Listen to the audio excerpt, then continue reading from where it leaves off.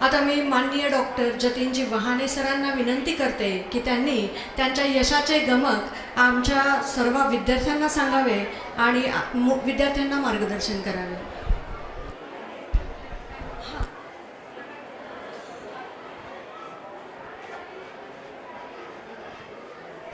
Introduction तो हो गया.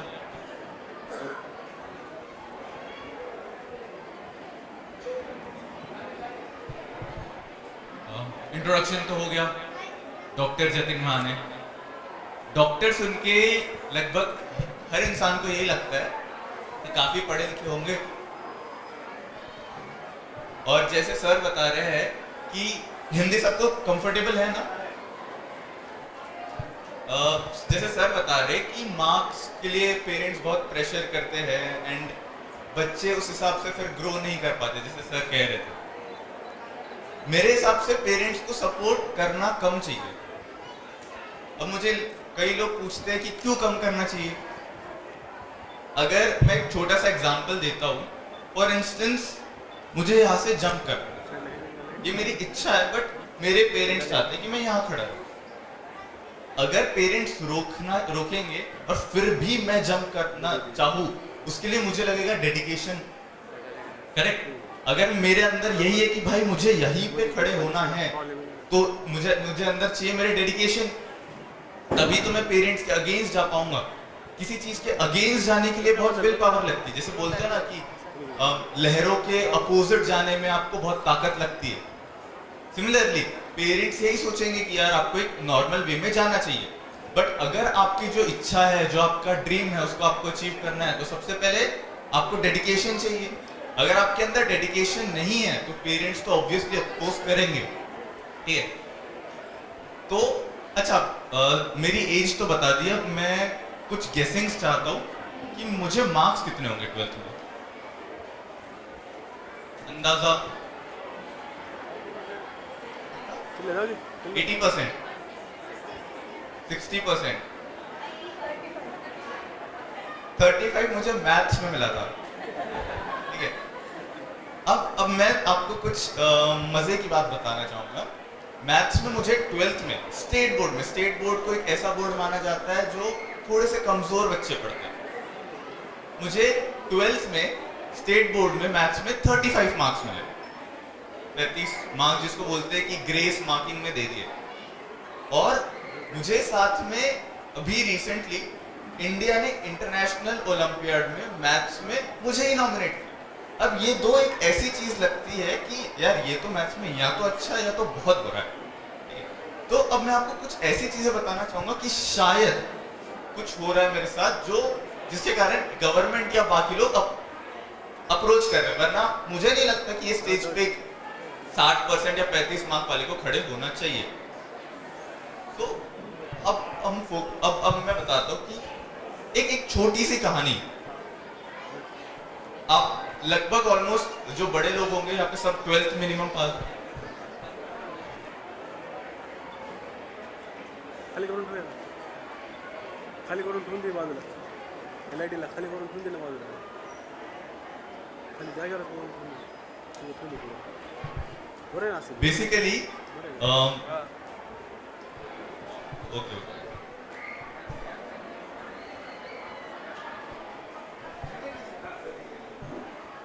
थोड़ा लाईट खाली करून बाजूला ठेवून दे तिथे जागेवर. स्टँड खाली खाली घेऊन टाक ना. तो एक कहानी सुनाता हूँ. अचानक चालू है. मान के चलिए आपका 12th हुआ. 12th में 11वीं 12वीं में मेरे हिसाब से हर इंसान सबसे ज्यादा मजे करता है. और उसके बाद कॉलेज लाइफ में मान के चलिए आप कॉलेज लाइफ में एंटर कर गए और आपको अचानक से एक न्यूज मिलती है 2-3 महीने बाद कि आपको कॉलेज से निकाल दिया गया.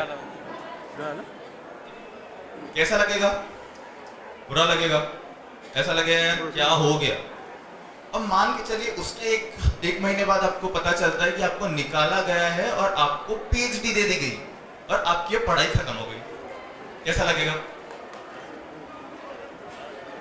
ऐसा लगेगा कि यार क्या हो गया, ऐसा तो होना नहीं चाहिए.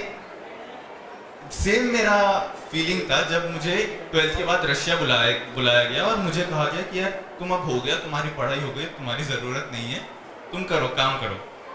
ठीक है, तो इस हिसाब से मेरा शुरुआत हुआ। अब मेन मुद्दा ये नहीं कि इसके आगे क्या किया या कैसे किया, मेन मुद्दा ये है कि हाउ यू परसीव योर ड्रीम। मेरी बचपन से यही इच्छा थी मुझे एस्ट्रोफिजिक्स में रिसर्च करनी है, आज मैं रिसर्च कर रहा हूँ, बट व्हाट लेड मी कि इतने कम एज में आप ये कर पा रहे हो। ठीक है, जैसे मैम ने शायरी से इंट्रोडक्शन किया, मैं एक छोटी सी शायरी सुनाना चाहूंगा। और ये चीज एक ऐसा टॉपिक है जिसपे आज की जनरेशन सबसे कम बात करती है पेरेंट्स से। सबको पता ये होता है बट बात कम होती है। तो ये शायरी कुछ इस तरीके से है फैज अहमद फैज की कि वो लोग बहुत खुशकिस्मत थे जो इश्क को काम समझते थे। वो लोग बहुत खुशकिस्मत थे जो इश्क को काम समझते थे या काम से इश्क करते थे। हमसे ना इश्क हुआ ना प्यार हुआ, दोनों को आधा आधा में बांटा गया। उसके आगे वो कहते हैं कि जैसे क्या कहते हैं कि ये जो जेन्युइन प्रॉब्लम आती है जो टीनेज में 8th के बाद से आती है कॉलेज लाइफ में, कि काम इश्क के बीच में आता रहा और प्यार में काम बिगड़ता रहा। दोनों से तंग आकर हमने दोनों ही अधूरे छोड़ दिए, ना इश्क पूरा किया ना काम पूरा किया। तो बेसिकली हमारे जो टीनेज है, जो आज मतलब जो बच्चा 8th के बाद चले जाता है, उसके पास होते ग्रोथ के हॉर्मोन्स। अब जाहिर सी बात है ये जो चीजें वो नॉर्मल है, बट एक बच्चा फेस नहीं कर पाता है। और सबसे बड़ी एक और प्रॉब्लम है आज की यूथ में कि हम लोग हो जाते हैं इस चीज से डिप्रेस। अब एक बात बताइए, एक नॉर्मल सा क्वेश्चन है पेरेंट्स को कि आप क्या करते हैं जब आपका बच्चा डिप्रेस हो जाता है, आप सैड हो जाता है, तो क्या करते हैं? खुश करने की कोशिश, या हम बच्चे ऐसे स्टूडेंट भी क्या करते हैं कि हम कुछ ऐसा काम करते हैं जिससे हमारा माइंड डाइवर्ट हो जाए। मे बी एक यूट्यूब वीडियो देख लेंगे, मे बी स्टैंड अप देख लेंगे, है ना, और इससे हो गया माइंड डाइवर्ट। बट यही पे सबसे खूबसूरत चीज होती है जिंदगी की, जिसको कहते हैं दर्द, जिसको कहते हैं पेन। और ऐसा सिर्फ मेरा नहीं मानना है, ऐसा रिसर्च का भी मानना है कि अगर आप पेन में हैं, अगर आप दर्द में हैं, तो ही आप खुद को डेवलप कर सकते हैं। मतलब जिस समय आप अनकंफर्टेबल जोन में हैं, जिस समय आपको ऐसा लग रहा है कि नहीं अब कुछ नहीं होगा, उस समय आप खुद को चेंज कर सकते हैं। अब चेंज करने की दो चीजें होती है, चेंज या अच्छा हो सकता है या बुरा हो सकता है। ठीक है, जब आप पेन में हैं, आप पेन को तो कैसे भी कवर कर लेंगे, कुछ समय बाद आपका पेन खत्म हो जाएगा। बट द थिंग इज कि आप उसमें चेंज अच्छा ला रहे हैं या बुरा ला रहे हैं। ठीक है, तो ये तो फर्स्ट चीज है जो पेरेंट्स को समझनी चाहिए। अब आते हैं बच्चों पे। ठीक है, जैसे आप लोगों के बच्चों ने आपको शायद शेयर किया होगा कि उनको बड़े होके क्या बनना है। ठीक है, और कई सारों की ये भी चीजें होंगी कि उनको कुछ ऐसा बनना है जिसमें शायद एजुकेशन को वो कम देखते हैं। उनको ऐसा लगता है कि एजुकेशन की क्या जरूरत है कि हम इसे परसीव करें। और अगर यही चीज बच्चों में कम रही तो वो आगे यही सोचेंगे कि यार सिर्फ पास होने के लिए तो पढ़ना है, बड़े होकर मुझे फुटबॉलर बनना है, बड़े होकर मुझे एक्टर बनना है। तो वो लोग यही सोचते हैं कि क्या दिक्कत है, मतलब ये एजुकेशन सिस्टम मेरे लायक नहीं। हम लोग यही सोचते हैं कि इंडिया का एजुकेशन सिस्टम कैसा है, इंडिया के बाहर लोग बढ़े जा रहे हैं। बट इसका बेसिक जो बेस है कि इंडिया में सब कुछ क्यों नहीं हो रहा, जैसे आप सब लोगों के आप सब लोग अपने फोन यूज कर रहे हैं। वो फोन मैं गारंटी दे सकता हूँ 99% लोग जो यहाँ पे फोन यूज कर रहे हैं वो इंडिया में नहीं बनाए। क्यों? बिकॉज इंडियंस बना नहीं पाते। ऐसा तो नहीं है इंडियंस के पास दिमाग कम है, बट उनके पास स्किल्स कम है। अब स्किल्स आती है बचपन में मतलब बचपन का एजुकेशन। मैं एक छोटा सा एग्जांपल देता हूँ। आप लोगों ने स्कूल में कभी लास्ट बेंच में देखा है? लास्ट बेंच वाले लोग पेपर का बॉल बना के फेंक के मारते हैं, है ना? छोटा सा एग्जांपल है। अब ये मोशन ये जो मोशन होता है वो कौन सा मोशन होता है? प्रोजेक्टाइल मोशन, जिसको बोलते हैं पाइथागोरस थ्योरम से थोड़ा सा हेल्प लेके सॉल्व किया जाता है। तो ये जो छोटी चीजें हैं, एक छोटे लेवल पे जो बंदा कर सकता है मस्ती।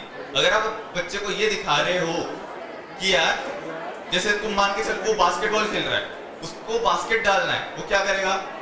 यही सोचेगा कि डालना है। बट अगर उसको पता है कि यार ये मोशन कौन सा है, डिस्टेंस अंदाजा कितना है, मुझे कितना फोर्स लगाना है, ये बेसिक नॉलेज उसको पता है कि वो जो कर रहा है वो जो पढ़ रहा है उसका क्या बेनिफिट है, तो उससे जनरेट होती है स्किल्स। ठीक है, स्किल्स के अलावा और 2 चीजें होनी चाहिए एक इंसान में जिससे वो आगे बढ़ता है, या बोल सकते हैं कि थोड़ा जल्दी आगे बढ़ता है। एक होता है ड्रीम और एक होता है पाथ। आधे से ज्यादा बच्चों को और पेरेंट्स को ये कंफ्यूजन है कि ड्रीम होता है कि इंजीनियर बनना है, ड्रीम होता है कि डॉक्टर बनना है, ड्रीम होता है कि आर्टिस्ट बनना है। वो डिग्रीज के नाम है, वो कोर्स के नाम है। ठीक है, एक्चुअली ड्रीम वो होता है कि अगर इन केस अगर मुझे लास्ट जो मोमेंट है जब मैं बूढ़ा हो गया फॉर इंस्टेंस, तो मुझे पूछा जाए कि तूने क्या ऐसा काम किया जिसको तू जीवन भर याद रखेगा, या जो बेस्ट काम किया, that is called your dream, जो आप बचपन से देखते हो और उस एक मोटो के पीछे भागते हो। आज अगर ये ऑर्गेनाइज हो रहा है ये इवेंट, इसका एक मोटो है कि बच्चों में साइंस का एक स्किल डेवलप हो। अगर ये गोल ही नहीं होता तो इवेंट करे, तो ये इवेंट का मतलब है क्या? नहीं, लाइफ तो ये इवेंट से ज्यादा इंपॉर्टेंट चीज है। अगर आप उसका एक ड्रीम, आप उसका एक मिनिमम गोल सेट नहीं कर रहे तो इट इज यूजलेस। ठीक है, तो you must have a dream. जो APJ Abdul Kalam, doctor APJ Abdul Kalam का सबसे बेसिक सेंटेंस था, you must have a dream and you should perceive your talent. First आपको ड्रीम चाहिए, second you need a path. अब मान के चलिए आपको बनना है, जैसे कई लोग कहते हैं कि, जैसे कल मेरे पास कुछ स्टूडेंट्स आए थे, वो कह रहे थे कि उनको बनना है डांसर, एंड वो कह रहे थे कि पढ़ाई भी एटलीस्ट बेसिक एक चीज है वो होनी चाहिए। तो वो कह रहे थे कि मुझे कहाँ जाना चाहिए, क्योंकि पेरेंट्स भी हेल्प नहीं करते। पेरेंट्स भी कहते हैं कि यार देखो जो करना है कर, पेरेंट्स अपने हिसाब से सही है, बट एज अ चाइल्ड वो भी कंफ्यूज है कि उसको क्या करना चाहिए, और वो अंडर प्रेशर वो करता है जो उसके काफी दोस्त लोग कर रहे हैं। करेक्ट, तो उस समय उसको ढूंढना पड़ता है पाथ। अब मान के चलिए उसको डांस करना है, आई थिंक कि आप मे बी कॉलेज से आने के बाद भी कर सकते हैं, और even if you want there are bachelors, masters and honourable PhD in dance too. ठीक है, तो बेसिक ये चीज है कि आपको अगर पता है आपको क्या करना है, if you are confident about it, if you are dedicated about it, तो ना आपके पेरेंट्स रोकने वाले हैं आपको, ना आप खुद रुक पाओगे। द थिंग इज, आप मे हो सकता है आप इंजीनियरिंग करते करते या डॉक्टर पढ़ते पढ़ते शायद साथ में डांस करो, that is also a possibility. The thing is, आपको अगर आपका ड्रीम पता है, आप डेविएट नहीं होगे तो ही यू कैन कंटिन्यूसली ग्रो। भले आप दिन में या महीने में थोड़ी सी ग्रोथ कर रहे हो, बट अल्टीमेटली जब ये सालों तक प्रोसेस चलेगी तभी at the end you will achieve your dream. जैसे लोग कहते हैं कि तूने रिसर्च कर लिया इतना कम एज में, कैसे तेरे तो ड्रीम परस्यू हो गए, but the thing is research एक दिन में या कोई भी चीज एक दिन में नहीं होती। You need a lot of kind of homework. जैसे तुम रोज बचपन से करते आ रहे हो, रोज बचपन से स्किल्स डेवलप कर रहे हो, तभी वो एंड होके आपका ड्रीम सेटिस्फाई करेगा। That is the only thing you need, end that is the only thing जो आपके बच्चे या आपके जो भी नियरेस्ट यंगस्टर्स है उनको पता होनी चाहिए मेरे हिसाब से। And I think I should close with this. Thank you. बहुत बहुत धन्यवाद सर, आपने बहुत ही मोटिवेशनल स्पीच हमारे बच्चों को नहीं हमारे पेरेंट्स के लिए भी दिया है। अब्दुल कलाम साहब ने बहुत खूब कहा है कि सपने वो नहीं होते हैं जो नींद में देखे जाते हैं, सपने वो होते हैं जो आपको सोने ही नहीं देते हैं। नुकतंच माननीय श्री शशीजी केवडकर सरांचं आणि माननीय नरनाळे सरांचं इथे आगमन झालेलं आहे। मी या दोघांनाही विनंती करते की त्यांनी मंचावर स्थानापन्न व्हायचं आहे, आणि मी विनंती करते रोटरियन राम वरकटे सरांना आणि रोटरियन सूर्यकांतजी महाजन सरांना की त्यांनी शशीजी केवडकर सरांचं स्वागत करायचं आहे।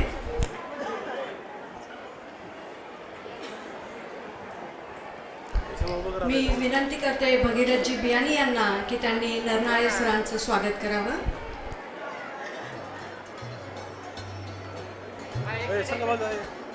एक मिनिट बस जरा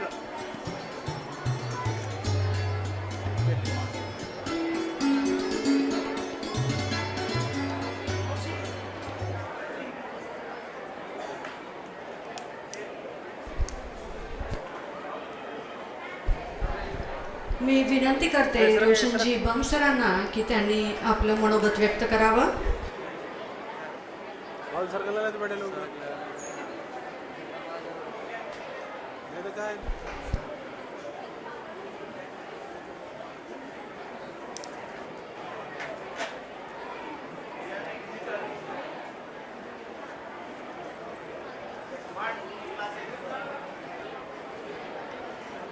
हॅलो हॅलो बियाणी डिजिटल स्मार्ट कोचिंग क्लासेस या कार्यक्रमात उपस्थित या कार्यक्रमाचे उद्घाटक संजीवनी सोरोडे सर, प्रमुख आकर्षण जतीनजी वाणे सर, ओमप्रकाशजी जादू साहेब, रामेश्वरजी कासट साहेब, गणेशजी मैड, गम्मत भाऊ भंडारी, वसंतजी मुंडे, गणेशजी सावंत, संदीपजी बेद्रे. ह्या कार्यक्रमाचे आधार आमचे आई बियाणीताई. सर्वप्रथम स्वामी विवेकानंद आणि मा जिजाऊ यांचे आज जयंती आहे, त्यांना विनम्र अभिवादन करतो. तसेच सर्व विद्यार्थ्यांना ऐकू येते का? मी सर्वांना प्रश्न विचारणार आहे एक, त्यामुळे तुम्ही ते लक्ष द्यायचं माझ्याकडे. येथे जे विज्ञान प्रदर्शन बघितलं, त्यांनी अतिशय उत्कृष्ट प्रकारे इथे मांडणी केली, त्याबद्दल सर्वात प्रथम मला त्यांचे अभिनंदन करू इच्छितो. प्रवीण बियाणी हा माझा बालमित्र. मागील 3-4 वर्षापासून मला त्याचा अभिमान वाटतो की मागील 3-4 वर्षापासून तो इथे विज्ञान प्रदर्शन भरवत आहे. ह्या वर्षी त्याचं 4थं वर्ष आहे. एखादा कार्यक्रम घेणं फार सोपं आहे, पण त्यात सातत्य ठेवणं आणि ते सक्सेसफुल करणं हे फार कठीण आहे, आणि ते प्रवीणनी करून दाखवलेलं आहे. त्याबद्दल मला त्याचा खास अभिमान वाटतो. मागे आम्ही त्याच्या कोचिंग क्लासेसचा रिझल्ट लागला होता, तेव्हा चर्चा झाली होती. तेव्हा प्रवीण मला म्हणाला की रोशन, आपल्या कोचिंग मधले 90 म्हणजे 18पेक्षा जास्त विद्यार्थी 90% जास्त मार्क घेतले, आणि काहींनी 99% देखील मार्क घेतले. मला आणि काही असे विद्यार्थी आहेत की ज्यांना विज्ञानामध्ये 100 पैकी 100 गुण आहेत. प्रवीण, तू जर असंच विद्यार्थ्यांना पुढे नेत गेलास तर मला वाटतं आपला जो बीड जिल्हा आहे अंधश्रद्धाचा जिल्हा असा ओळखला जातो, तर ही अंधश्रद्धा बीडमध्ये दूर गेल्याशिवाय राहणार नाही. मी इथं येताना बाहेर एक रोबोटची कन्सेप्ट संकल्पना कुणी मांडलेली आहे. त्याला चर्चा केली मी की बाबा ही संकल्पना तू केव्हापासून करतो? तो म्हणला, मी जेव्हा टीव्ही मध्ये रोबोट बघत होतो तेव्हापासून माझ्या डोक्यात कल्पना होती की मी एक रोबोट तयार करू. मागील 4-5 वर्षापासून मी रोबोटचा प्रयत्न करतोय, पण मला यश येत नाही. पण आज मला ते यश आलेलं आहे, आणि मी या बियाणी विज्ञान प्रदर्शनात ते मांडलेलं आहे. मला एवढं सांगायचं आहे की प्रयत्न केल्याने कोणतीही गोष्ट अवघड नाही आणि कठीण नाही. एक सांगतो, एका मंदिरात नवीन ट्रस्टी आला. नवीन ट्रस्टी म्हणाला की आपल्या मंदिरात भरपूर देश विदेशातील लोक दर्शनासाठी येतात, प्रत्येकाला इंग्रजी आली पाहिजे.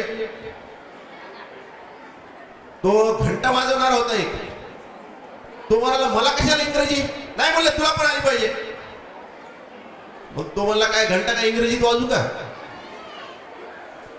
त्याने नाविलाजाने तिथली नोकरी राजीनामा दिला आणि ती नोकरी सोडून दिली. दुसऱ्याच दिवशी त्याने त्या मंदिराच्या समोर एक चहाची टपरी टाकली, आणि त्याला एवढा रिस्पॉन्स मिळाला की नंतर 2 स्टार, 3 स्टार आणि नंतर 5 स्टार हॉटेल देखील त्या ठिकाणी झालं. त्या हॉटेलमध्ये विदेशातील लोक सुद्धा जेवण करण्यासाठी यायला लागले. तेथील व्यवस्थापन आणि मॅनेजमेंट बघून तिथल्या विदेशातील लोकांनी त्या मालकाला बोलून घेतलं. तो मालक मराठीत बोलत होता. आजूबाजूच्या लोकांनी म्हणाले, अरे तू मराठीत कसं? तो म्हणला, जर मी इंग्रजी शिकत बसलो असतो तर आतापर्यंत त्या मंदिरात घंटा वाजवत बसलो.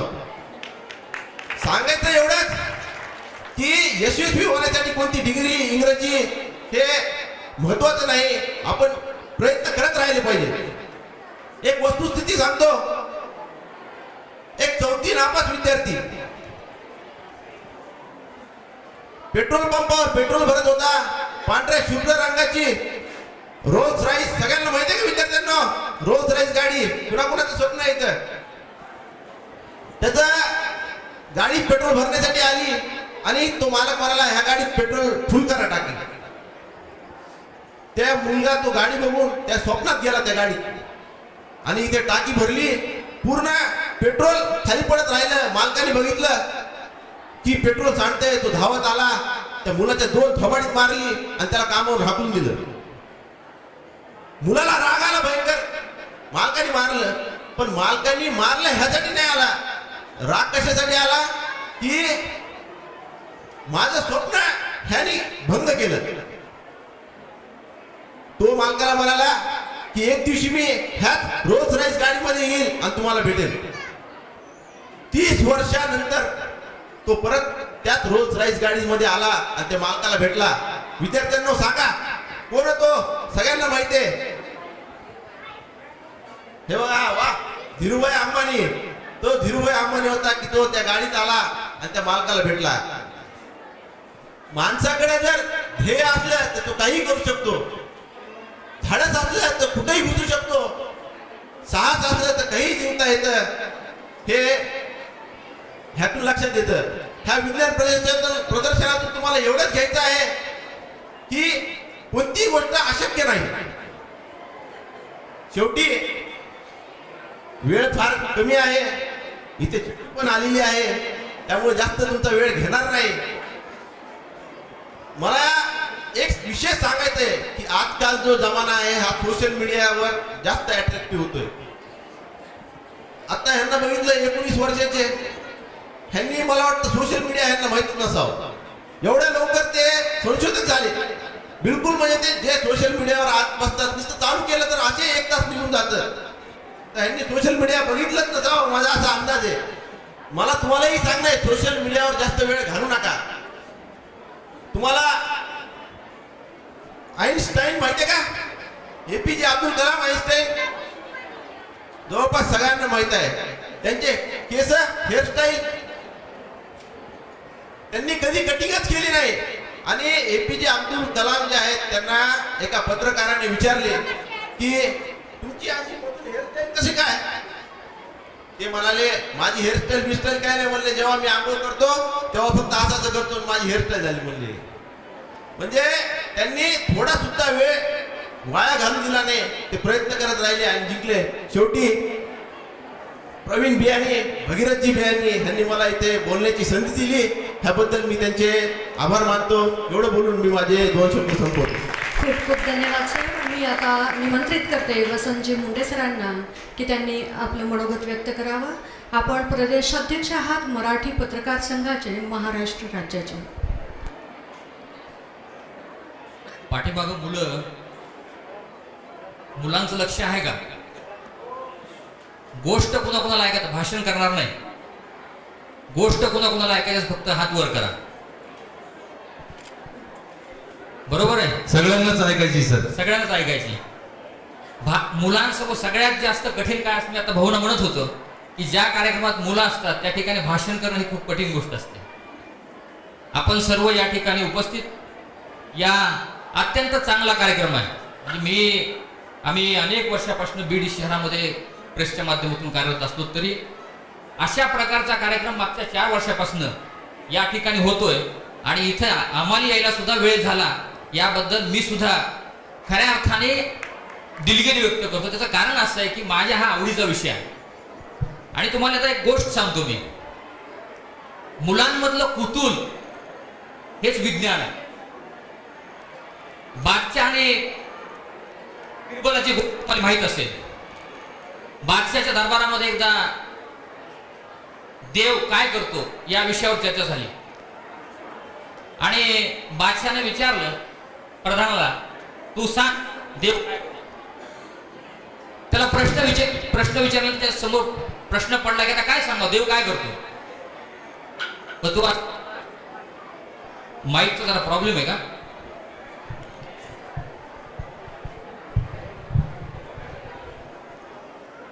ते मला बादशाह, मी सकाळी तुम्हाला सांगू शकतो की देव काय करतो. बादशाह घरी गेला, प्रधान घरी गेला आणि प्रधान प्रचंड अस्वस्थ होता. त्याच्या लहान 5 वर्षाच्या मुलाने ते पाहिलं की आज बाबा अस्वस्थ आहे. त्यांनी विचारलं, बाबा काय झालंय? ते म्हणले, अरे बाळा, बादशाहने विचारलंय की देव काय करतो, या प्रश्नाचं उत्तर मला तू सांग म्हणून, आणि माझ्याकडे काही उत्तर नाहीये. ते मला, बाबा सोपं आहे. ते म्हणे, सोपं तुला कसं काय? ते म्हणे, मला दरबारात घेऊन चला, तिथंच मी सांगेन. मुलं खूप हुशार असतात. ते आपलं म्हणजे त्याला दुकानात जरी पाठवलं ना, तर ते म्हणतो चॉकलेटची एक चॉकलेट जर मिळणार असेल तर मी दुकानात जाईल. म्हणजे इतके हुशार असतात. मग ते प्रधान ठीक आहे म्हणला, उद्या सकाळी आपण दरबारात जाऊ. आणि तो मुलाला घेऊन दरबारामध्ये आला. आणि दरबारात आल्यानंतर बादशाहला सांगितलं की बादशाह, माझ्याकडे उत्तर नाही पण मुलाकडे उत्तर आहे, आणि मुलगा देव काय करतो या प्रश्नाचं उत्तर देणार आहे. बादशाहने विचारलं, सांग बाळा, काय काय करतो देव? ते मला, महाराज, 1 वाटी दही आणा, 1 वाटी साखर आणा. 1 वाटी दही आणि 1 वाटी साखर आणली, एकात मिक्स केली, आणि ते मग दही गोड झालं. म्हणजे मुलाची कल्पकता बघा किती पुढं असते. दही गोड झाल्यानंतर त्यांनी बादशाहकडे दिलं आणि बादशाहला सांगितलं, आता दही चाखून बघा. बादशाहने दही चाखून बघितलं, ते मला गोड आहे. बादशाहला मुलाने प्रश्न विचारला, दही गोड असतं का? ते मला नाही. ते मला कसं झालं गोड? ते मला साखर टाकली म्हणून झालं गोड. ते मला, मग आता एक काम करा, साखर आणि दही वेगळं करून दाखवा. साखर आणि दही वेगळं होऊ शकतं का? नाही होऊ शकत. आणि मग बादशाहच्या हे लक्षात आलं की कुठलीही गोष्ट ही वैज्ञानिक पातळीवर ती सत्य असते. आणि म्हणून मुलांमधलं कुतूहल, ह्या गोष्टीच्या पाठीमागाचा उद्देश आहे की मुलांमधलं कुतूहल हेच विज्ञान. आणि विज्ञान काय आहे? विज्ञान ही यशोगाथा नाही, विज्ञान ही प्रयत्नांचा इतिहास आहे. सगळ्यात मोठं काय? विज्ञान हा प्रयत्नांचा इतिहास आहे. यशोगाथा होऊ शकत नाही विद्या. आणि म्हणून माणसाचं जीवन जर समृद्ध करायचं असेल, मानवी जीवन जर समृद्ध करायचं असेल, तर सगळ्यात मोठं विज्ञान आहे. आणि आपल्याकडं सगळ्यात जास्त ही कन्सेप्ट डेव्हलप होण्यापेक्षा आपल्याकडे चुकीच्या कन्सेप्ट डेव्हलप होतात. आपल्याकडे वैज्ञानिक दृष्टिकोन डेव्हलप होण्यापेक्षा आपल्याकडे चुकीचे वेगवेगळे. आता इथं जर मुलांना इथं सगळ्या बसल्यानं विचारलं ना, कुणाकुणाला वैज्ञानिक व्हायचंय, तर फार कमी हात वर येतील. पण जर विचारलं ना, कुणाकुणाला पुढारी व्हायचंय, सगळे हात वरी करतील. कुणाकुणाला अधिकारी व्हायचे, सगळे हात वरी करतील. पण कुठलाही देश, कुठलाही समाज कधी प्रगती करतो, तर त्या समाजामध्ये वैज्ञानिक दृष्टिकोन जर असेल तर तोच समाज प्रगती करू शकतो. आणि म्हणून जगात ज्या ज्या देशांनी प्रगती केली त्या त्या देशामध्ये विज्ञानाला सगळ्यात महत्वाचं स्थान राहिलेलं आहे. अब्दुल कलाम यांचा या ठिकाणी अनेकदा उल्लेख झाला. त्यांचीच गोष्ट आहे. ते जेव्हा एकदा भाऊ इस्रायलला गेले होते, आणि इस्रायल त्यांनी सांगितलेली आहे, ते इस्रायलला गेले होते. इस्रायलमध्ये फिरत असताना त्यांना खूप मोठ्या स्फोटाचे आवाज आले, प्रचंड स्फोट झाले. आणि मग अब्दुल कलाम दुसऱ्या दिवशी सकाळी कुतूहलाने या स्फोटांच्या बद्दल वर्तमानपत्रात, त्या मीडियातनं काय आलंय हे बघत असताना त्यांना त्या दिवशीची इस्रायल मधली सगळी वर्तमानपत्र एका शेतकऱ्याच्या मुलाने लावलेल्या शोधाने भरलेली होती. म्हणजे आपल्याकडं कुठल्या गोष्टीला महत्व दिलं जातं आणि बाहेर ज्या राष्ट्र, जी प्रगत राष्ट्र आहे त्या राष्ट्रामध्ये कुठल्या गोष्टीला महत्व दिलं जातं, हा यातला फरक आहे. आणि म्हणून आपला समाज अंधश्रद्धा, बाबासाहेब आंबेडकरांनी घटनेमध्ये हा वैज्ञानिक, कुठलीही गोष्ट तुम्ही वैज्ञानिक पातळीवर तपासून बघा, ही जी संदेश दिलेला आहे त्याचं कारण मूळ हे आहे की आपल्याकडे जी अंधश्रद्धा किंवा कुठल्याही गोष्टी आहेत याला वैज्ञानिक दृष्टिकोन नाही, त्यामुळे त्या आहेत. आणि म्हणून मी भाऊ या ठिकाणी मुद्दा म्हणून सांगेल की 10-12 वर्षापूर्वी आपल्या धारूर मधला एक मुलगा आहे वैभव तिडके नावाचा.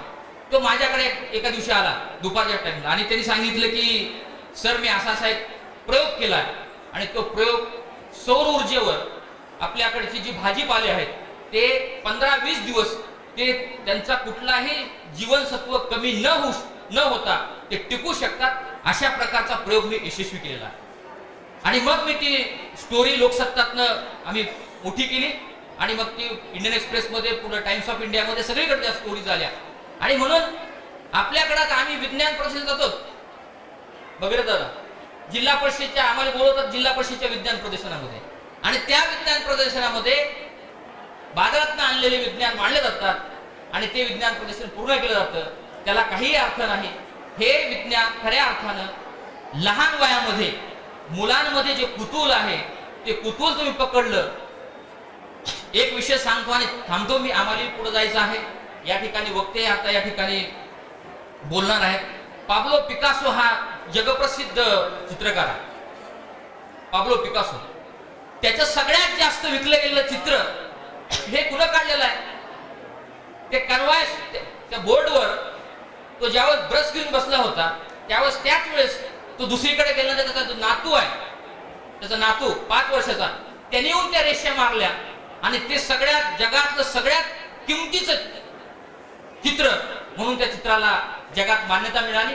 असे अनेक उदाहरण आहेत. त्याचं कारण फक्त एवढंच आहे की लहान मुलांमध्ये हे कुतूहल जे आहे, हे कुतूहल जर कॅच करता आलं आणि आई वडिलांनी ते ओळखलं पाहिजे. मुलं प्रश्न विचारतात, त्या प्रश्नामध्ये विज्ञान आहे. कुठलाही मुलगा बघा तुम्ही कुठलीच गोष्ट सहज मान्य करत नाही. गाडी कशी चलते, असं जर गाडी त्याला बसवलं ना, ती गाडी कशी चलते ते 10 वेळेस विचारणार. हा गेअर पाठीमाग का घेतला, ही स्टेरिंग अशी का वळवली, तर त्यामध्ये ते कुतूहल मध्ये हे विज्ञान आहे. आणि म्हणून मी या ठिकाणी बियाणी डिजिटल या सर्वांचं मनपूर्वक या ठिकाणी अभिनंदन करणारे. बीड शहरामध्ये, बीड जिल्ह्यामध्ये अशा प्रकारचा हा प्रयोग अत्यंत तुम्ही चांगल्या पद्धतीनं या ठिकाणी यशस्वी करताय. आमच्या प्रसार माध्यमांकडनं, प्रिंट मीडियाकडनं, आमच्या पत्रकारांकडनं जे तुम्हाला सहकार्य अपेक्षित आहे, जे सहकार्य तुम्हाला लागेल ते आम्ही पुढे भविष्यामध्ये देऊ. खऱ्या अर्थानं जिल्हा घडवायचा असेल आणि जिल्हा पुढे घेऊन जायचा असेल तर ही वैज्ञानिक दृष्टिकोन वाढला पाहिजे. आपल्याकडं फक्त लिडरशिप डेव्हलपमेंट किंवा करिअर डेव्हलपमेंटमध्ये आपल्याकडं अधिकारी डेव्हलपमेंट ही सगळी, पण माणसाचं खरंच जीवन समृद्ध करणं हे जर करायचं असेल तर हे या वैज्ञानिकातून होऊ शकतं. आणि म्हणून पालकांनी सुद्धा या गोष्टीकडं अवेअरनेस वाढवणं आवश्यक आहे. मी या ठिकाणी मी माफी मागतो की सुरुवातीला मी कुणाचा नाम उल्लेख नाही करू शकलो. या ठिकाणी सोनवणे साहेब सर आहेत, यांनी फार छान सांगितलं. वाहने, जितेंजी वाहने हे वैज्ञानिक आहे आणि वैज्ञानिकाच्या शब्दाला किंमत असते. वैज्ञानिकाच्या शब्दामध्ये एक विचार असतो, एक दृष्टी असते आणि म्हणून त्यांनी या ठिकाणी चांगलं मार्गदर्शन केलं. आपण सर्व या ठिकाणी उपस्थित झालात त्या सर्वांचं मनपूर्वक मी या ठिकाणी आभार व्यक्त करतो. या ठिकाणी गंमत भाऊ आहेत, आमचे वैभव स्वामी आहेत, संदीपजी बेदरे आहेत, आता गणेश सावंत होते तेही गेले, आणि या ठिकाणी ढाकणे आहेत. हे सर्व मंडळी मी सर्वांचं, आणि ज्यांनी हे आयोजन केलं या सर्वांचं, डिजिटल बियाणे जे आहेत या सर्वांचं मनपूर्वक मी आभार व्यक्त करतो आणि थांबतो. धन्यवाद. धन्यवाद सर.